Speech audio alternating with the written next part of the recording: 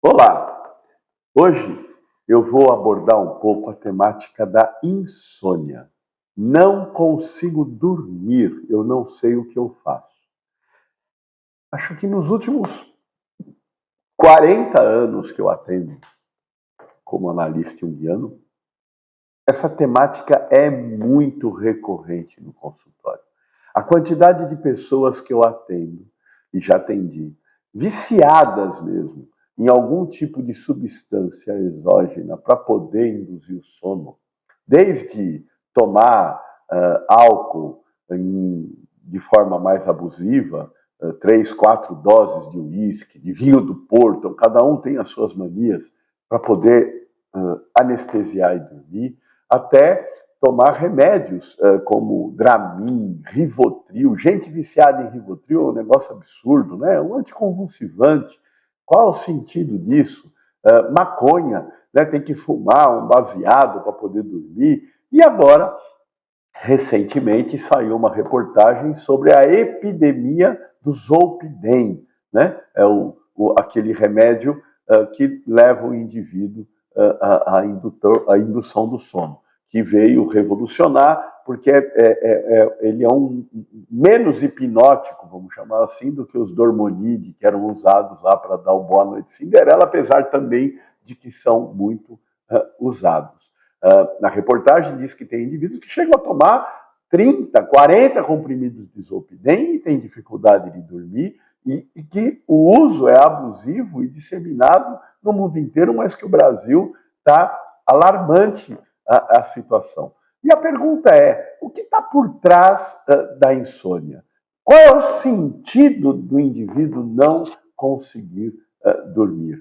E é interessante porque eu estou agora, nesse mês, nesses 2 próximos meses, ministrando um curso de extensão só para os alunos do IGEP a respeito de mitologia, trabalhando as potencialidades arquetípicas do mito, porque, na realidade, o mito ele representa uma temática universal e presente em todos nós. E eu resolvi, agora, semana passada, trabalhar o mito da epopeia de Gilgamesh, que é considerado um dos contos mais antigos registrados na história da humanidade.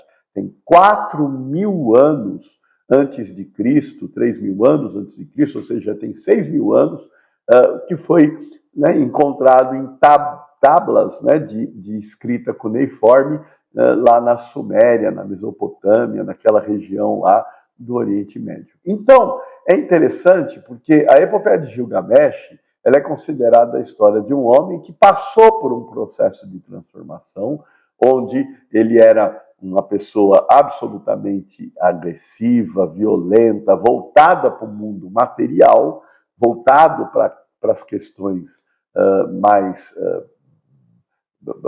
instintivas e primitivas do ser humano, e de repente a vida foi criando situações para ele, a vida a gente chama de selfie, aparecendo inclusive um contraponto sombrio dele, que é o Enkidu, e ele foi se transformando, se aproximando daquilo que a psicologia analítica chama de processo de individuação.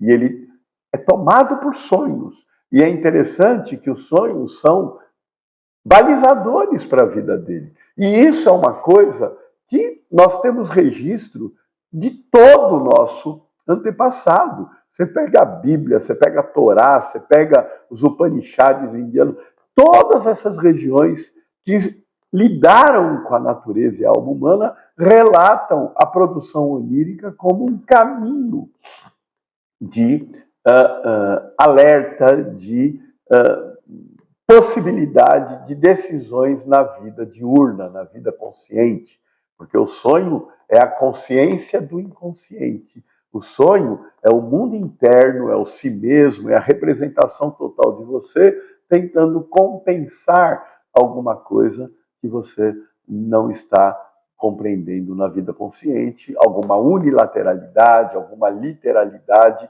que te interdita lidar com a vida de maneira mais leve e mais simbólica, apesar das adversidades, que no fundo são oportunidades de evolução. Pois bem, é interessante, né, que para sonhar eu preciso dormir. E essas pessoas que estão com tanta dificuldade de dormir e tomam tantas coisas para poder induzir ou anestesiar, ficam muito prejudicadas nessa produção onírica que acontece principalmente no momento REM, que é o momento onde a psique como um todo se restabelece. Então a gente já começa a farejar uma coisa que está por trás disso aí. Mas voltando, então, o que será? Porque o sono, o dormir, é como se a gente se entregasse para o mundo equivalente e simbólico dos mortos, para poder renascer renovado e ir para a vida, como os antepassados acreditavam que o sol, quando se punha, dormia e renascia no dia seguinte, renovado e com vitalidade. Não se entregar, talvez, de forma natural para o dormir, já deve ser alguma coisa que está fazendo o indivíduo ficar muito ligado a essa questão da vigília e faz com que muitas vezes eu questione o medo da morte e, consequentemente, o medo da vida. Fora, né, os grandes conflitos éticos que não deixam o indivíduo ter aquilo que a gente ouve numa fala bíblica, o sono dos justos, daquele indivíduo que está pleno, que está cumprindo o seu propósito. Mas voltando para a epopeia de Gilgamesh, Gilgamesh, na segunda etapa da vida dele, né, depois que ele faz um monte de peripécias com seu amigo Enkidu, que acaba morrendo, ele entra em contato, então, com o drama da morte, né, de ser finito. E ele, então, vai numa empreitada de buscar a eternidade, buscar, quem sabe, a vida eterna. E se não conseguir, a eterna juventude, né, como uma segunda possibilidade. Por quê? Porque ele era 2/3 divino e 1/3 humano. E, então, ele era fadado a morrer como todos os humanos. E aí ele vai numa jornada incrível. Essa jornada faz ele encontrar um indivíduo que sobreviveu e, na verdade, ao dilúvio. E aí a gente vê na história da humanidade que a temática do dilúvio foi registrada 6.000 anos atrás, né? E que depois se repete na Gênesis, né? No Antigo Testamento. E é interessante, porque nas duas tentativas que Gilgamesh faz para, primeiro, adquirir a vida eterna, ele é obrigado a ouvir a história da vida pregressa ao dilúvio. E esse sobrevivente, o Tinapishim, ele vai ter que reler para ele toda a história, mas existe uma condição: ele não pode dormir. Se ele dormir, ele não conseguirá a vida eterna. E na hora que esse indivíduo começa a ler, ele já cai num sono profundo e fica 7 dias dormindo. A mulher dele faz um pão por dia, 7 pães. Ou seja, quando ele acorda, ele fala: você não vai contar a história? Ele ficou 7 dias dormindo, perdeu a vida eterna. E depois, a mesma coisa, ele vai tentar resgatar a flor da juventude, da eterna juventude, e ele resgata, faz um trabalho enorme. Chegar em cada um desses lugares é uma coisa absurda, né, que só um semideus conseguiria. E quando ele está retornando para Uruk, que é a cidade dele na Mesopotâmia, ele é um rei, ele também adormece, porque ele está muito cansado, na beira de um lago, e uma serpente vem e rouba a flor da vida eterna, da eterna juventude. Ou seja, as duas vezes que ele estava próximo de alguma coisa que é sobre-humano, o sono tira ele dessa conquista. E por que será? A realidade, porque estar imortal significa estar 100% consciente, 100% na vigília. E isso é uma coisa não condizente para o humano, porque na realidade a gente vem aqui para alimentar esse submundo do inconsciente, porque na nossa morte o que fica é aquilo que a gente deixou de legado para a alma, porque o corpo, como um composto, se decompõe, materialmente falando, mas a alma segue sua jornada dentro desta nossa visão da psicologia analítica de Carl Gustav Jung. Então, quando a gente começa a ver um indivíduo que está lá com muita dificuldade de dormir, o que será que está por trás dessa tremenda insônia? O que será que está por trás dessa dificuldade de se entregar para esse mundo onírico para possibilitar que as experiências do dia sejam registradas dentro da mais profundidade de si mesmo, ou seja, da alma, porque é exatamente no sono e na fase REM que o indivíduo registra a memória. A memória tem a ver com aquilo que decorou, aquilo que corou, aquilo que produziu emoção, e ele revive no sono e no sonho essas emoções da vigília para poder fazer as sinapses e reorganizar a sua estrutura de memória. O indivíduo que tem memória absoluta não pode dormir, porque ele não ressignifica a própria vida, ele não ressignifica a si mesmo.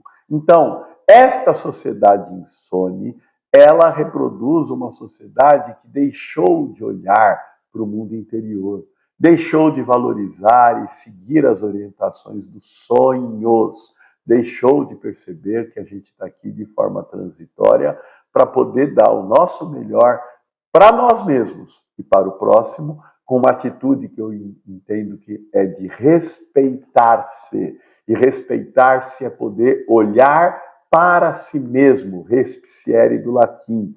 E é interessante olhar para si mesmo para quê? Para se ressacralizar. E se ressacralizar tem a ver com aquilo que o Jung chama de relegere, prestar atenção e cuidado para consigo mesmo. Este seria o verdadeiro sentido da religião. A religião no sentido de você prestar atenção ao divino que habita em ti. E toda vez que você vai dormir, você vai para os braços desse divino. Então, o medo do sono, o medo da morte, o medo de perder o controle, deixa de existir, porque a gente se entrega exatamente para a natureza maior que existe em nós mesmos. Mas para isso o indivíduo tem que ter o quê?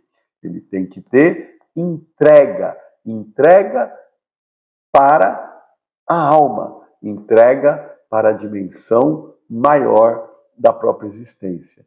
Deixar de ser um indivíduo que tem a ilusão de se tornar um robô, um autômato, que esse não precisa dormir. Eu posso deixar o computador 24 horas por dia funcionando e processando informações. Mas ele é um computador, né? Não é um humano que precisa de fazer essa descida ao mundo de Morfeu para poder se reorganizar e ir para a vida com mais propósito e com mais sentido. Por isso que seria muito interessante as pessoas se entregarem para esse mundo onírico e registrarem. Só pelo fato de registrar, mesmo não falando com ninguém, não estando em processo terapêutico, já é absolutamente profundo esse material que é registrado. Ok? Eu espero ter sido claro. Até uma próxima oportunidade com um novo tema. Ajudem a divulgar o nosso canal, ative as notificações aqui no sininho, para você poder estar sempre próximo daquilo que nós publicamos, que, na minha visão, são conteúdos extremamente importantes, necessários, abrangendo o campo junguiano da psicologia analítica, da arte-terapia, expressões criativas e da psicossomática. Obrigado.